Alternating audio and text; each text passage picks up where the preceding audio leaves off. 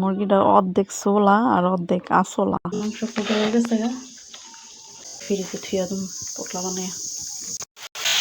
পেঁপে দিয়া আলু দিয়া মুরগি মাংস রান্না।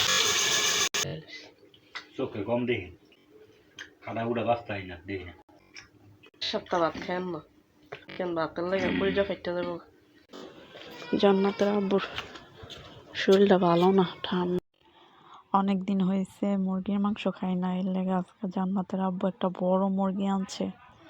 এই যে মুরগিটা অর্ধেক ছোলা আর অর্ধেক আসলা, জানি না কি মনে করে মুরগিটা অর্ধেক চুল্লা দিছে।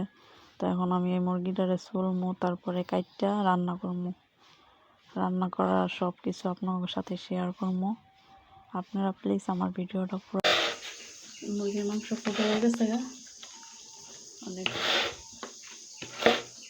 ফ্রিজে থমু আর রান্না। ফ্রিজে থুয়া দিম পোটলা বানিয়ে। এই যে মুরগির মাংস বাজ্যা রাখছি, আর আমি মশলাটা কষাইয়া পেঁপে দিয়া আলু দিয়া মুরগি মাংস রান্না।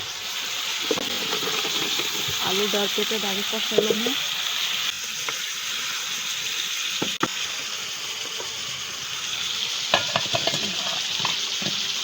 ডালটা দিই, এটা কষাইয়া 10 মিনিট, তারপরে মাংসটা দিয়া কষামো।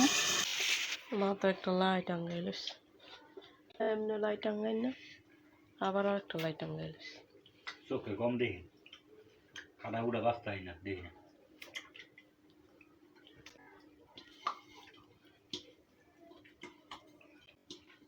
আপনার মাইয়ার কটা ভাত খাওয়াইতাম। আজকে তো এটা ভালো হয়েছে, ভাত তোকে দিন না। সপ্তাহ ভাত খান না, এক সপ্তাহ ভাত না খাই অন্য কিছু খাইবেন দেখেন ভাতের লাগে পরিচয় খাইতে যাবো। যে কোনো খাওন একলা করে খাইতে খাইতে ভালো লাগে না। মোটা কমে গো, এটা আগের কয়েলটা থাকতে একটা কয়েল আনছিল, সেই কয়েলটা ওষুধ খাইয়া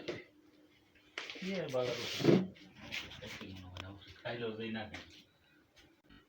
ওটাতে ফেলাসটা একটু লইয়েন, ফেলাসটা লইয়েন।